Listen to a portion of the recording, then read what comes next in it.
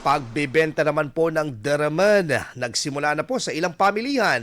Para sa detalye kasama natin, Idol Denise Brillante.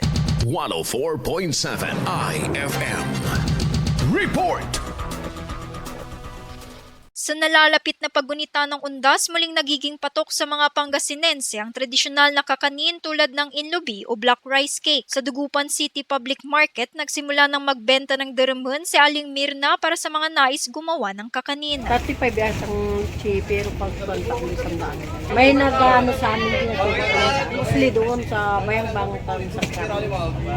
Sila nga ini-stack kami dito. Ayon sa mga tindera, ang isang leche ng deraman ay nagkakahalaga ng 35 pesos habang ang inlubi naman ay nasa pagitan ng 60 hanggang 80 pesos kada styro. Ang ilan sa kanila ay tumatanggap din ng mga nagpapagawa ng inlubi at ginataang deraman mula sa mga mamimili. Ayon sa mga tindera, tuwing panahon ng paggunita ng undas lamang nagsisilabasan ang mga panindang inlubi dahil dito raw karaniwang tumataas ang kanilang benta na sa ngayon ay matumal pa. Kasama mo mula rito sa IFM News, Dagupan, ito si Idol Denise Brillante, Tatak, IFM. IFM News. IFM News. IFM News.